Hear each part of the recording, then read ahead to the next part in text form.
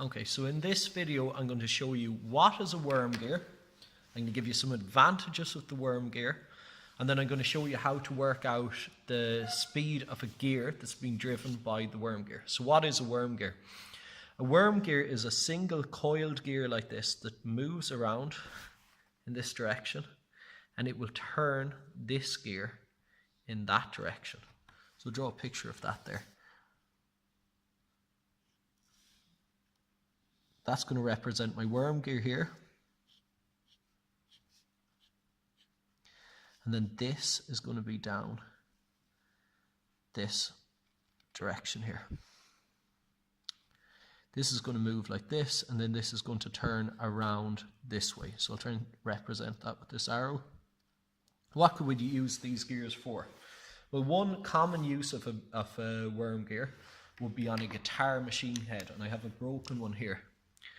So you can see, why is it used in a guitar machine head? Well, two main reasons. One is that it transfers motion through 90 degrees. So that means I've got a gear coming in this direction, and then we've got another gear pointing in this way. And another main reason for using a worm gear in a guitar machine head is it gives a very, very high gear ratio. So what does that mean? That means I need to turn this many, many, many times to turn this gear once. Why is that an advantage? Well, that gives us a huge mechanical advantage. There's about 200 pounds of pressure pulling down on a guitar string. When I turn this, it allows me to put a relatively small force here to move a relatively big force that's been pulled down on this off a string. The other advantage is that it does not slip. What does that mean? There is a string pulling down on this. This gear cannot drive this one. So we don't have a case where the string is going to pull on this and it's going to cause this to move all by itself, because it can only move in one direction.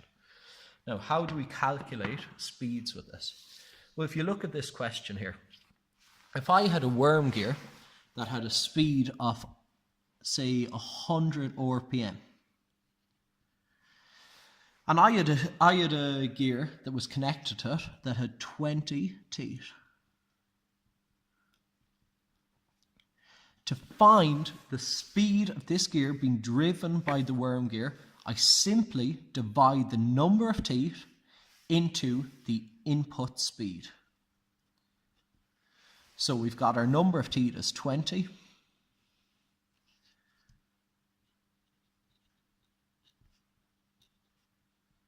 Input speed divided by your teeth.